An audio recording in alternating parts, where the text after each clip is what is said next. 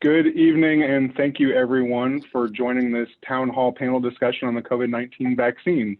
My name is Cyrus Winnett, and I am serving as the interim and president and CEO of the Illinois Primary Healthcare Association, which is a statewide trade association representing Illinois' network of nearly 400 community health centers.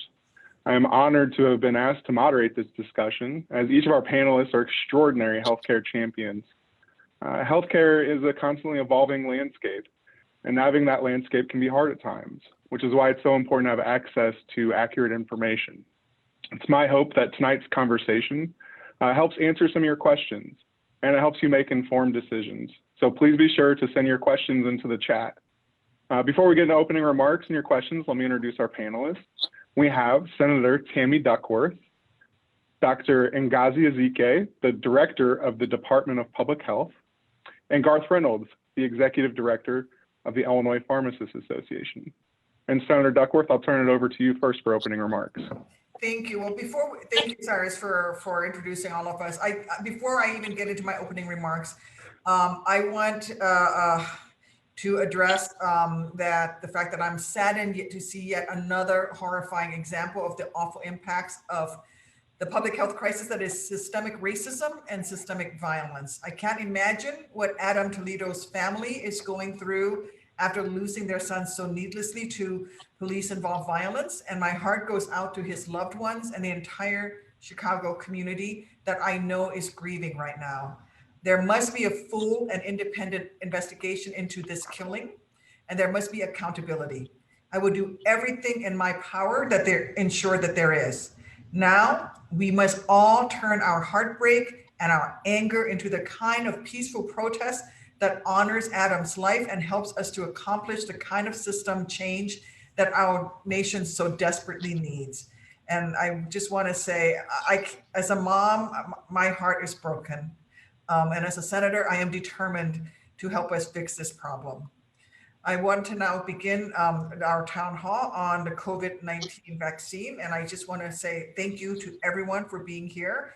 Thank you to the Illinois Department of Public Health Director, Dr. Ezike, our Illinois Pharmacists Association Director, Garth Reynolds, and Illinois Primary Healthcare Association President Cyrus Winnett, who you've already met. Thank you all for joining me this evening, and thank you all for all the Illinoisans for tuning in. We look forward to answering your questions tonight.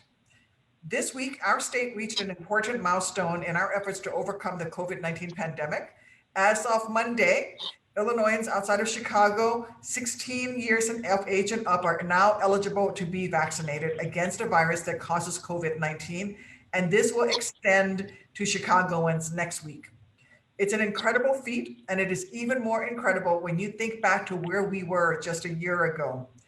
We were in the depth of our first stay-at-home order. We were disinfecting our groceries before bringing them into the house and wondering when or whether ever we'd be able to hug our loved ones across the country again. And after more than a year of unspeakable tragedy, families forced to say goodbye from afar, nights filled by too many tears and too much fear, there is hope on the horizon. We still have a long way to go to beat this pandemic and to return to anything resembling what normal used to mean. But we finally have our strongest defense and our greatest hope of moving forward, and that is something to celebrate. Right now, more than 20% of Illinoisans are fully vaccinated. These 2.5 million Illinoisans, some of them are most vulnerable and most at risk, have made the choice for themselves and their communities to get protected against this deadly disease. And every day, thousands and thousands of Illinoisans are one step, one day, one vaccination closer to doing their part in helping end the pandemic. The vaccine doesn't simply protect an individual. The vaccine can help protect our entire community, our state, and our entire nation.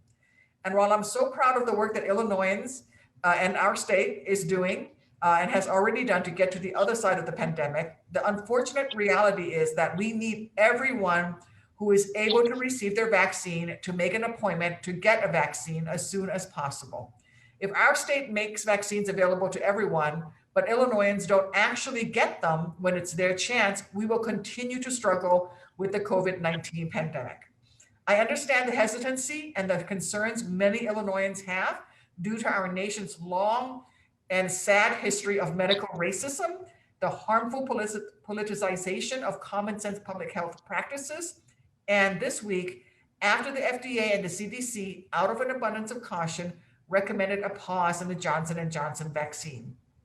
While the events leading to this recommendation are extremely rare, we know that overall, the authorized COVID-19 vaccines are safe and effective. The vaccines offer us a path back to the lives that we once lived, and we can help bring this awful chapter to a close if we can all get vaccinated. Every day, millions more Americans join the rank of the vaccinated, trusting the science and pushing our nation closer to herd immunity and to the other side of this pandemic. I'm calling on you to do what's best, not just for you, but for your family, your friends, your neighbors, your country. If you are able, please get vaccinated. Perhaps after a year of staying COVID-free, you think you might not need a vaccine, or that if you get it, it won't be that bad. Even if you are lucky enough for that to be true, I'm asking you to think of everyone else in your life, and even those you unknowingly bump into at the grocery store. This is not just about us. It's about being a community and taking care of each other. It's up to us to do not just what's right for ourselves, but for everyone around us also. It's up to us to get vaccinated. Thank you again, and we are looking forward to answering your questions this evening.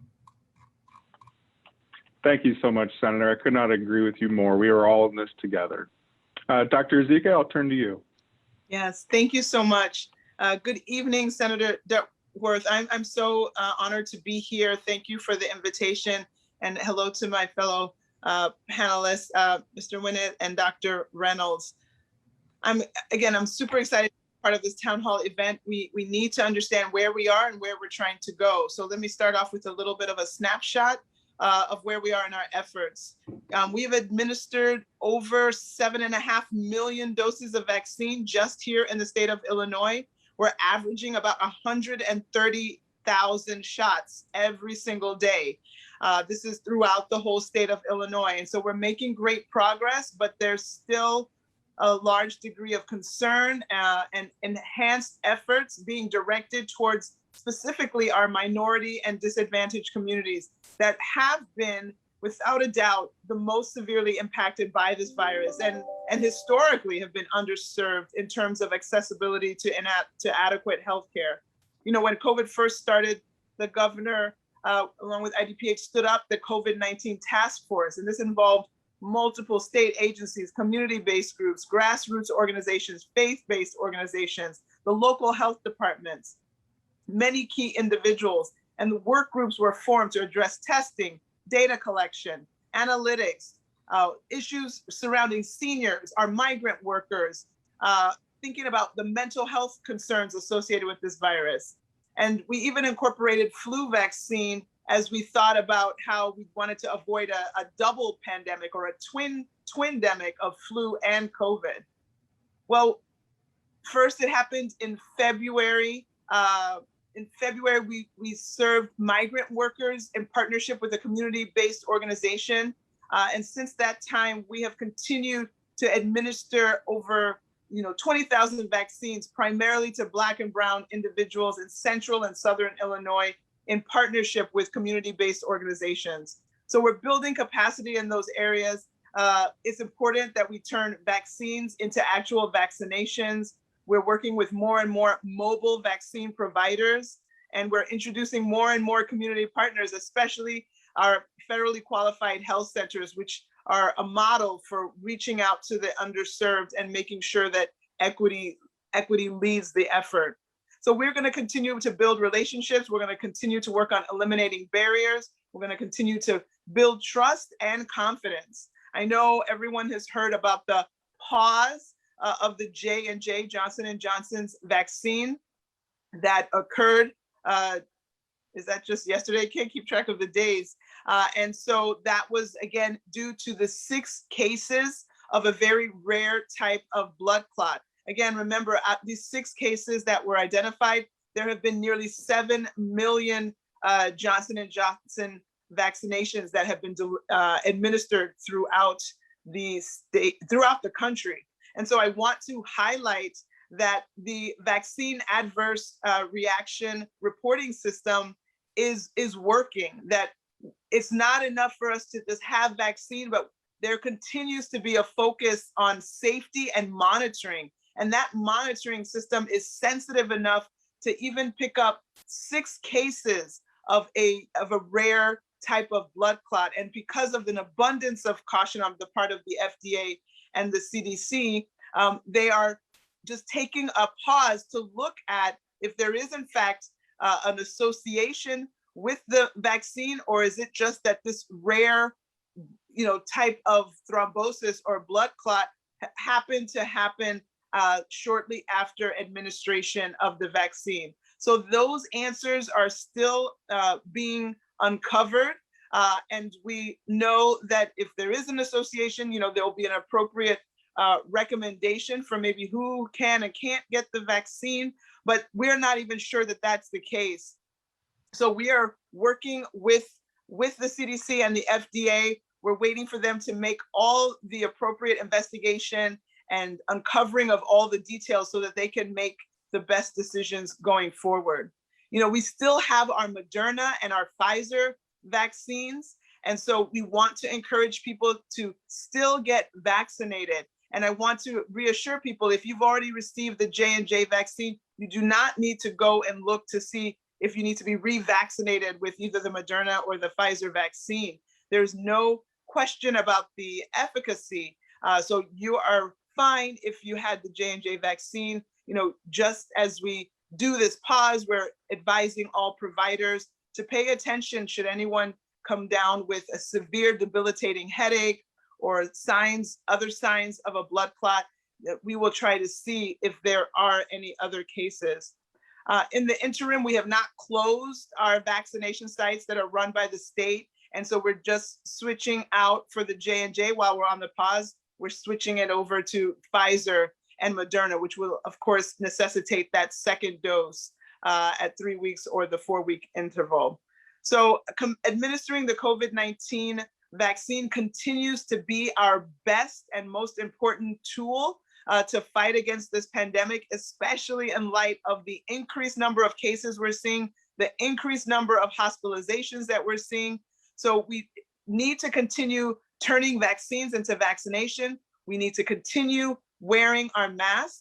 We're going to continue working with all of our partners who all have a role to play in fighting this pandemic. And we're going to use our collaborative force to fight for and protect the health of Illinoisans all across the state.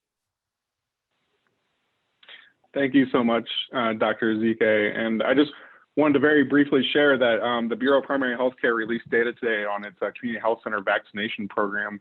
And the Illinois Community Health Centers have administered 221,000 vaccines, and 79% have gone to racial and ethnic minorities. That's the highest percentage of vaccines administered to racial and ethnic minorities of any state in the country to that program, something we can all be very proud of. But now I'd like to turn it to Garth. Garth, for opening remarks. Thank you, Cyrus, and also thank you and welcome to Dr. Ezike and Senator Duckworth for allowing us this forum. And again, my name is Garth Reynolds, the Executive Director for the Illinois Pharmacists Association. And I want to start off by thanking all pharmacists and technicians and student pharmacists throughout the state.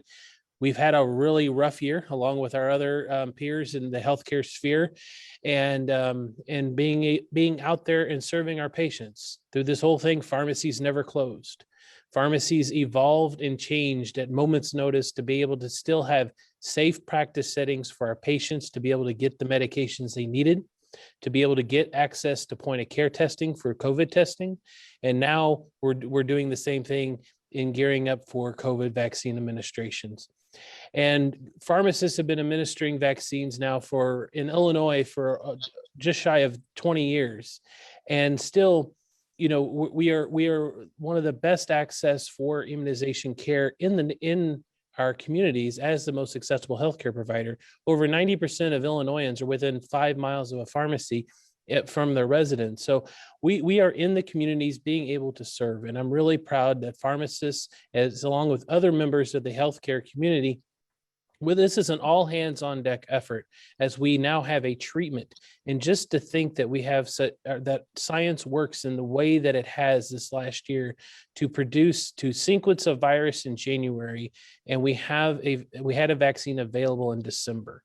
That is a scientific marvel, and one that we should not take lightly, and really accept that we have use the ingenuity of the human experience and the human mind to be able to combat this virus.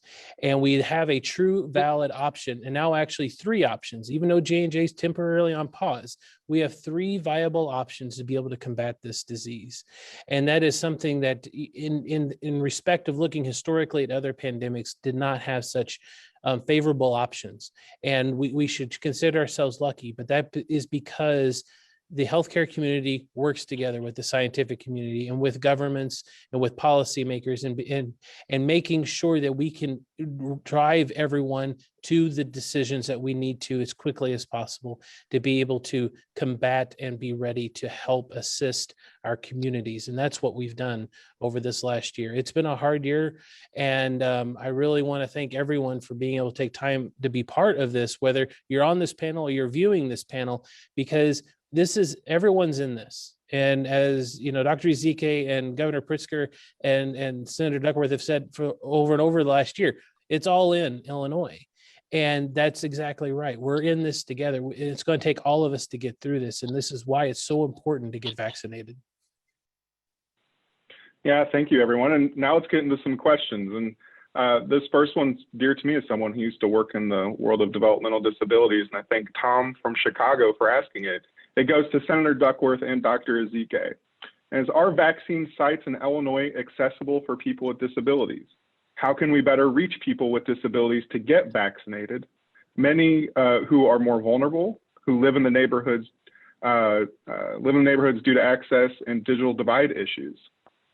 So let me just start off with the sort of the overall, and then I'll ask Dr. Ezike to talk about the very local level.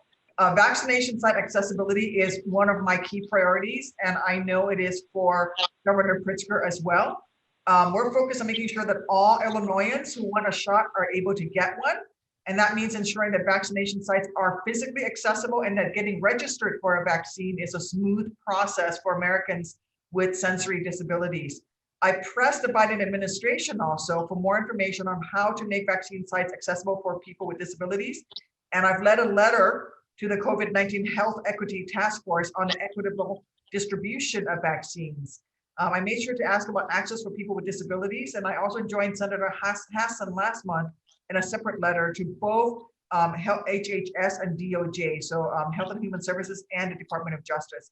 I know that our efforts are paying off. Recently, the Biden administration announced almost $100 million will be distributed across states to help increase vaccinations among older adults and among people with disabilities.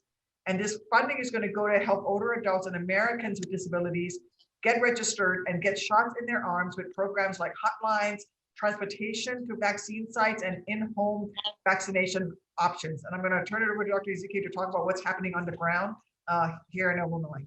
No, definitely. Our sites are designed in accordance with the Americans with Disabilities Act and are accessible for people with disabilities. And we have a health equity task force that keeps our feet to the fire, and it continues to work with community partners to publicize the existence of these sites in the areas. We know that there are issues with access and digital divide.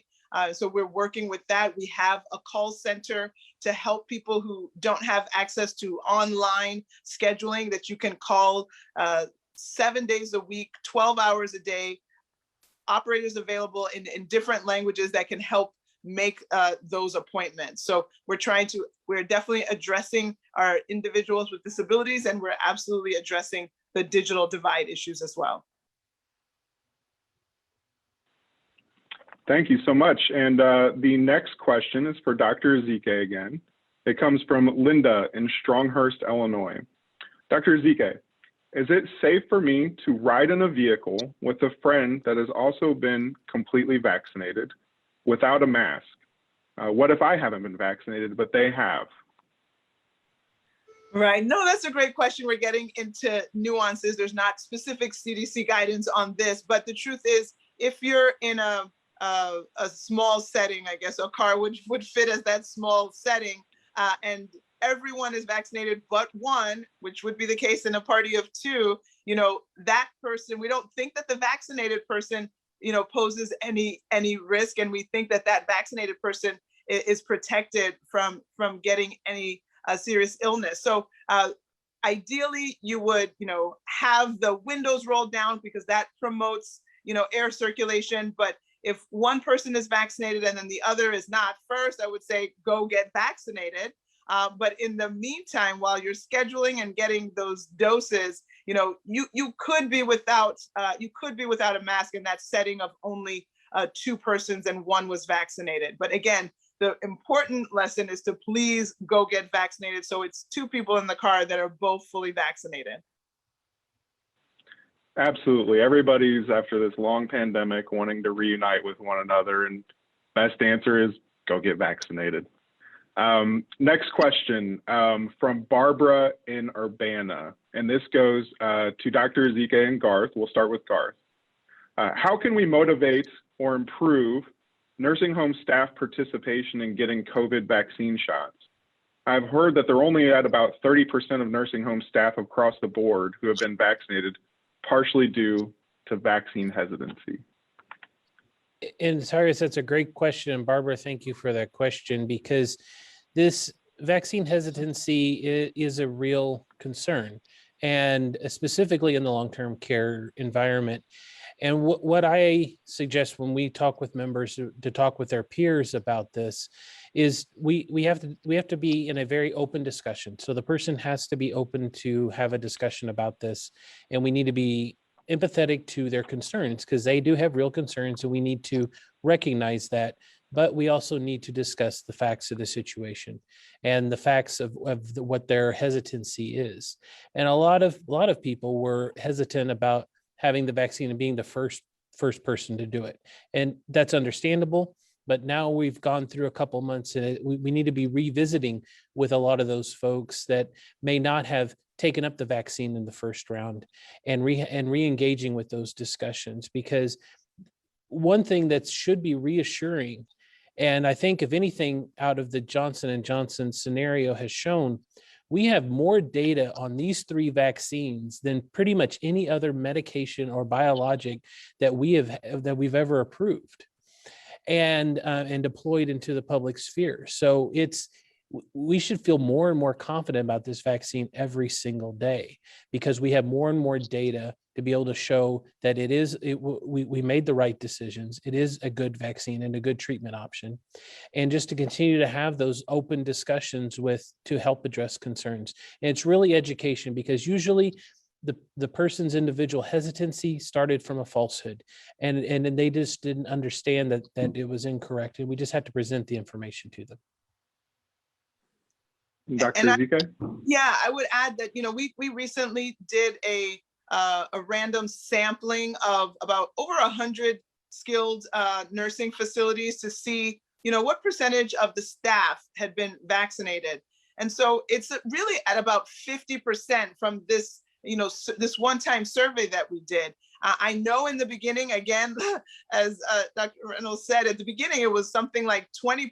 Again, the first group that was offered the vaccine were the long-term care residents and the staff. And so some people were like, well, I don't want to be the first person in the state to get it. And so there was some hesitancy. But as we have seen, the overwhelming of seniors in the long-term care facilities, like upwards of almost 90% have been vaccinated. And I think as the staff have seen how successful the vaccination effort have been in the long-term care residents, we have seen the numbers of cases, the number of deaths in long-term care facilities plummet so low week after week after week, because these individuals got vaccinated.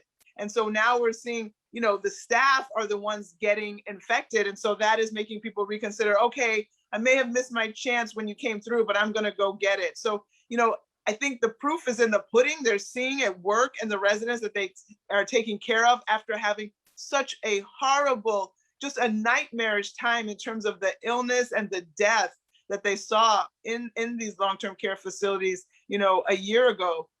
And so I think, as we continue to educate, as Dr. Reynolds said, continue to have people see the good experience that their coworkers, that their patients have, I think those numbers will continue to grow. But, we don't want to coerce anyone, but we definitely want to provide the information, make sure that people are not dabbling in half truths, mistruths, and hopefully, once people get the full facts, then they'll get the vax.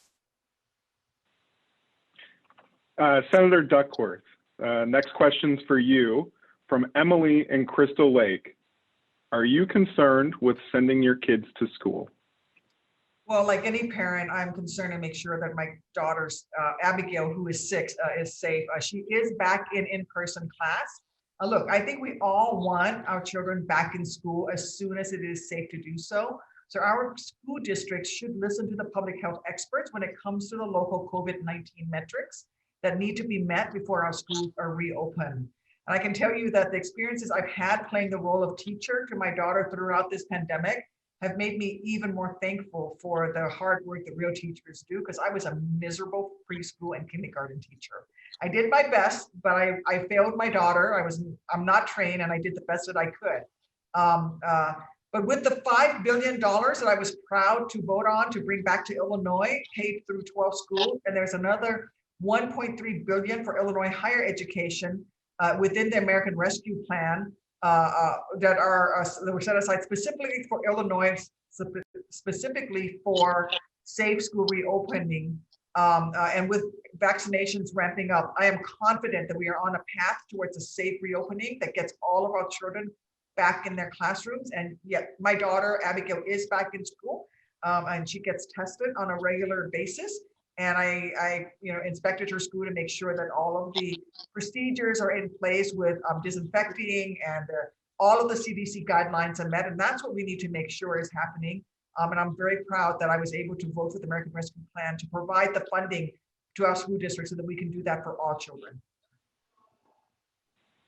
Yes, thank you so much, Senator. The next question, I think we'll turn this one over to Dr. Ezike. Kyle Winston from Wakanda, Illinois, wants to know what exact numbers need to be reached in order to be mask-free.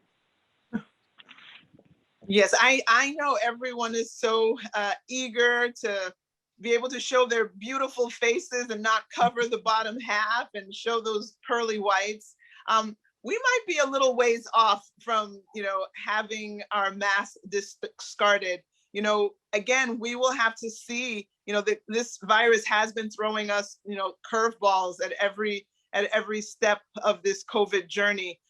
Definitely until we really have significantly put ourselves beyond the pandemic, where there are significantly, like almost no cases being identified on a daily basis, where the chances of anyone running into someone with COVID are just so infinitesimally low, then we can absolutely say, the chance of catching COVID or being in contact with someone with COVID is so low that we don't have to do all the safeguards to protect against it. We're definitely not there now, but as more and more people get vaccinated, we will inch towards that.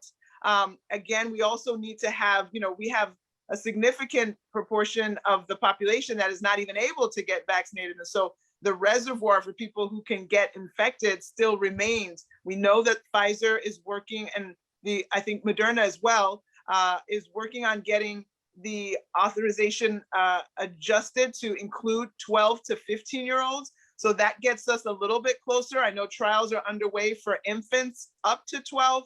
And so it's probably going to take being able to vaccinate much more of our population to get closer to that situation where we won't have to really worry that there are many people in our communities that can cause infection and cause it to continue to spread. So I can't give a specific date.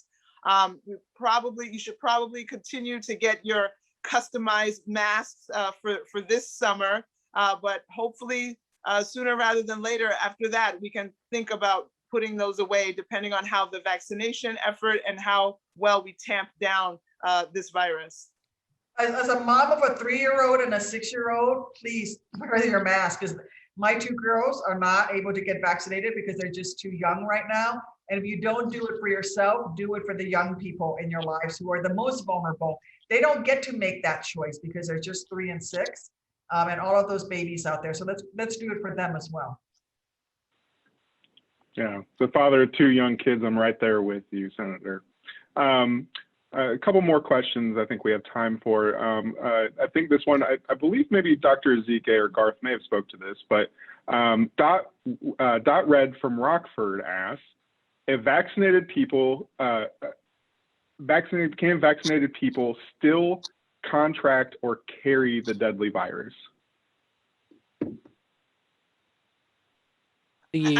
Go ahead, Dr. Ezike. Yeah, no, we are seeing more and more evidence suggesting that vaccinated people are not, in fact, carrying the virus. And so investigations continue. I think the reason that we were still promoting masks, in public was because of that small risk. I think we're getting closer to being more definitive and saying that that's not the case, or if it's so, it's like infinitesimally small risk there. So we still want to continue wearing our mask in public settings, but we really are starting to think that these vaccines are in fact really protecting against even those infections in that vaccinated person.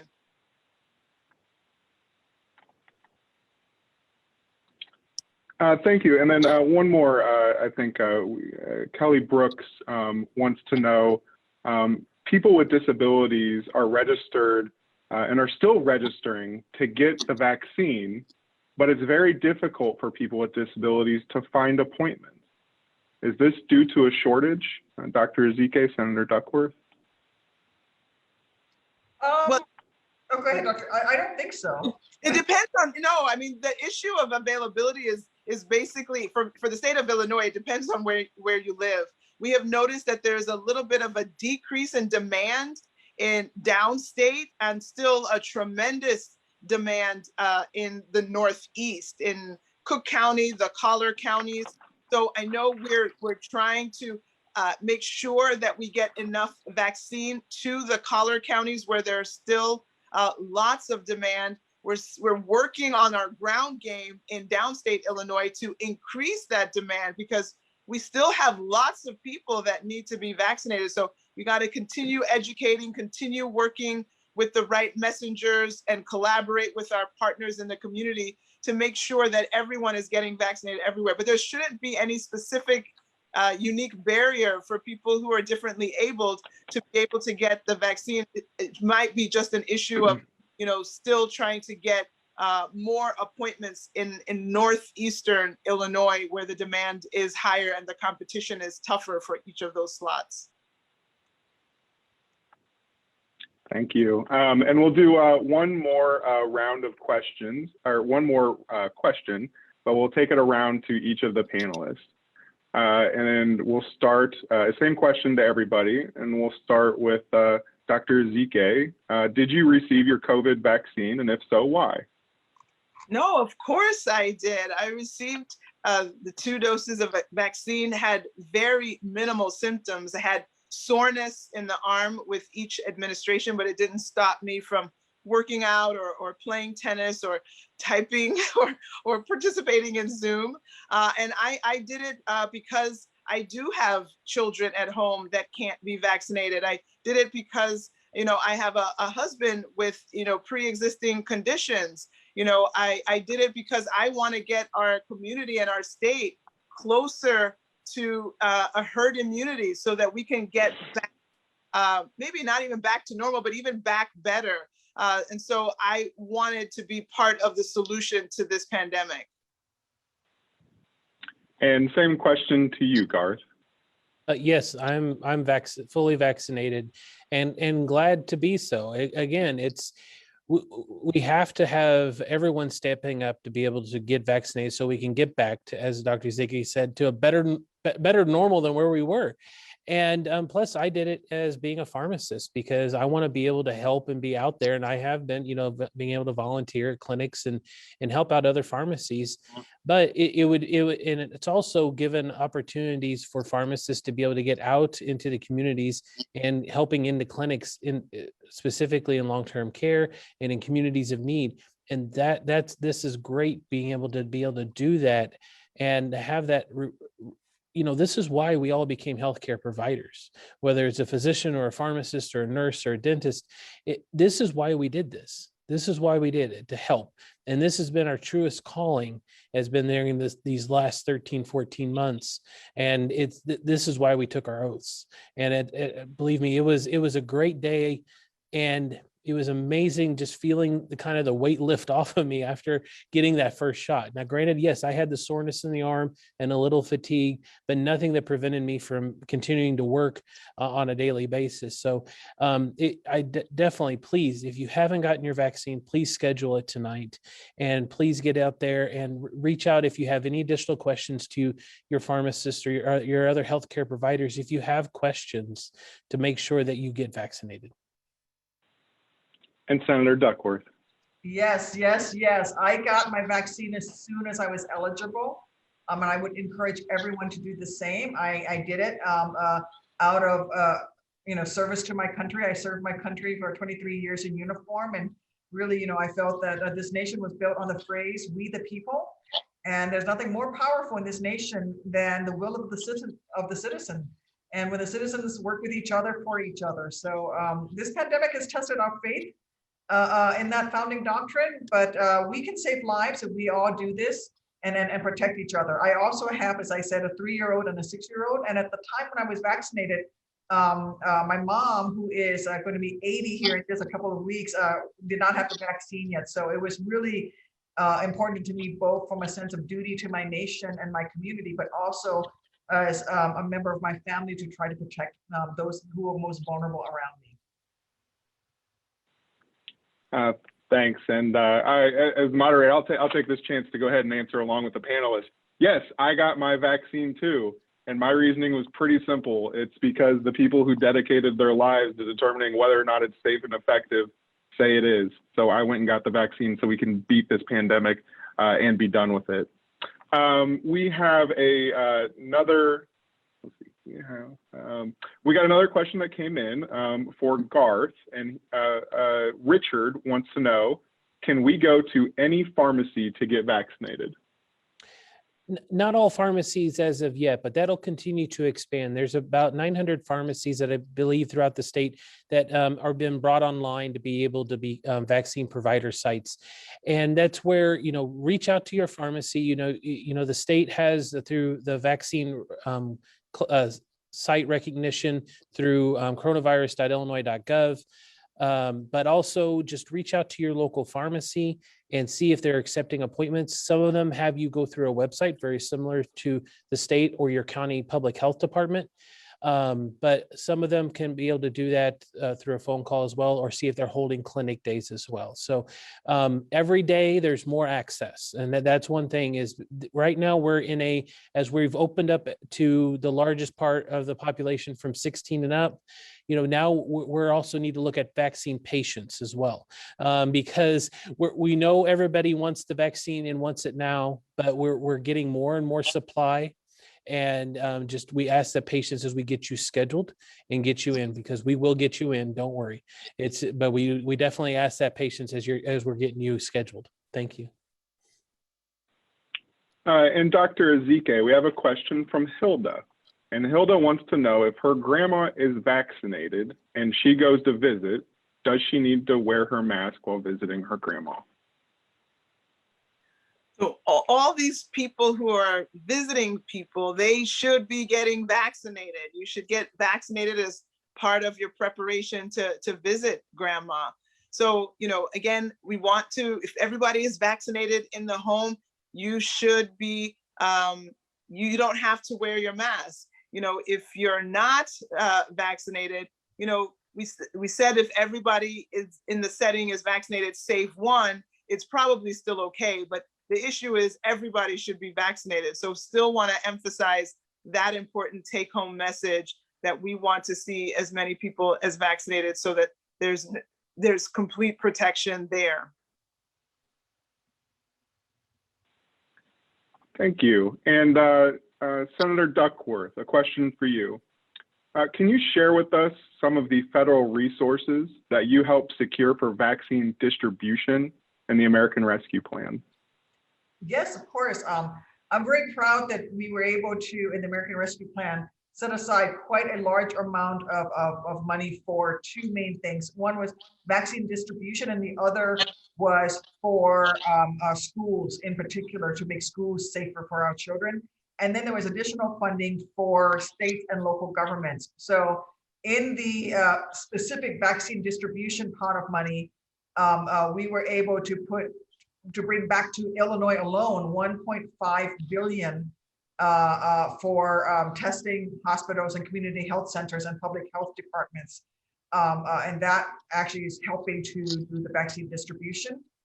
We did more than $250 million for the vaccine distribution specifically, and 1.5 billion for the testing. And so we're able to really get the resources out to the very local level. Then there was additional money for the state of Illinois in particular. And that money is going out to state and local governments as well. So I'm very pleased that we were able to do that. And because we were able to do that, you're seeing the expansion of more and more sites as the state is able to fund these programs. Thank you so much. Thank you so much, Senator Duckworth. Very appreciate it. I'll just take this opportunity to say on behalf of the community health centers, thank you so much for your efforts to secure essential funding for Illinois. Your efforts at the federal level, pushing for vaccine administration and pushing for equity in the distribution of vaccines is why the data is now bearing out Illinois is one of the leading states of equity in vaccine administration. So thank you very, very much for all of your efforts. And Dr. Ezike, I'm going to turn to you for a question. Does the J&J pause affect vaccine supply? Well, I mean, of course it affects some of the supply because we had some doses of J&J that we were ready to administer, but we still have, plenty of doses for the Moderna and the Pfizer. And so when we look at the numbers that we've been promised over the next couple of weeks, we still have just about as many doses as, because of the increases that were already anticipated, we still have about as many doses as we administered last week. So we can still keep vaccinating at the rate we have been, given what we have in inventory plus what we're receiving. And then when that pause is lifted, then we might have even more vaccine to put out. And of course, with that single one dose, which is so helpful in those hard to reach areas and for homebound people, et cetera. But no reason for you not to go and get a vaccine if that's what you're wanting to do. Please pursue your vaccine appointment as soon as possible.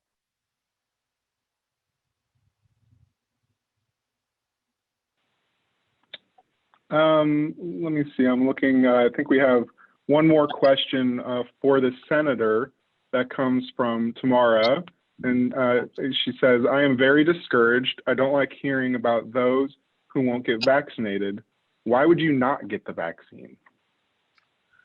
Well, I think that the vaccine hesitancy is a very real and legitimate fear among many people within our country. There have been abuses in the past that the medical establishment, did in terms of how they went about testing vaccines and how they conducted medical experiments, oftentimes on communities of color. The Tuskegee experiment from the last century is a good example of how the medical establishment from 50, 60, 70 years ago abused persons of color as basically guinea pigs, test subjects.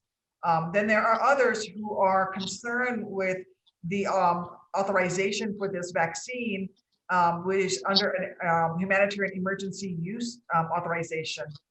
What I will tell folks is that this vaccine has proven both, all three vaccines, but especially the Moderna and Pfizer vaccines, we know have not had any significant side effects. And we know just because of how many millions and millions of doses have been given that they are safe. We have more data on these vaccines than we have had on any other vaccines that we have ever employed in this country at this level. And we know that they're safe. So I hope that as people see more and more people have been vaccinated, that they will overcome their vaccine hesitancy and go ahead and get vaccinated. Dr. Ezekiel, do you want to address that a little bit more? No, Senator, you said it all. We've given almost 200 million doses of this vaccine just in this country, and not to talk of the other hundreds of millions of doses around the world. So we have lots of data, and you should be very confident that the adverse reaction database is collecting data every single day, trying to make sure that we don't miss anything. And that's why we're even in this pause with J&J, because the monitoring and safety standards are so high that even something that happened only 6 times was able to be caught, and that we can do a deeper dive into looking to that. So we continue to know that these vaccines are safe. We know that they're effective because we're seeing the numbers in the individuals over 65, in the individuals in the long-term care facilities. Those numbers are just plummeting. So we're very excited to have this safe and effective vaccine. We've seen it do this same great work around the world. So this is what we're going to need to get past this pandemic. So I know lots of people may be hesitant, and we have to work with people. Still an individual choice, even though it has major community ramifications, but we have to be gentle and patient with our fellow citizens and help steer them to the right facts. Garth, Dr. Ezike, Senator Duckworth, this has really been great. This has been such an informative, just terrific conversation. I am confident that those watching at home have found it to be very informative and helpful. And thank you, everybody, for tuning in, and thank you so much for your questions. I'm sure the 4 of us could probably talk for another couple hours. I know I'd like to, but we have gone a little bit over, and appreciate everyone's indulgence. So I'll turn for some very brief closing remarks, and we'll start with Garth. Simply just get the vaccine. Dr. Ezike? No, I echo that. Get the vaccine. And for those of you who have, take some time to talk to the people who are hesitant. Your story will make more of a difference than maybe Garth or the senator or I talking. So use your experience to convince 1 or 2 or 3 or 10 more people that they should do it. Help people make the appointment if they're struggling to make the appointment. We need everyone to participate. We're all in Illinois. Absolutely. It's our shot to get the shot. Senator Duckworth, to take us home. Do it for yourself, do it for your family members, do it for our state, our nation, do it for all of those babies out there who can't get vaccinated. And you know, we're all in it, we're all in this together, and we will get to the other side of this. We just have to go get ourselves vaccinated and live as a community. We in the Midwest, you know, we know how to be a community in the Midwest. We didn't come out here, you know, our pioneers didn't conquer the prairie on an individual basis. You know, we live in a part of the country that did barn raisings, where the community came together and raised a barn, and community came together and put together the crops, and then we came together and we built a great city like Chicago, and so we know how to work as a community. Now's the time to do it. So please go get vaccinated. Thank you, Senator, and thank you, everyone else. Have a good evening. Be well, stay healthy, and get the shot. Thanks, everybody.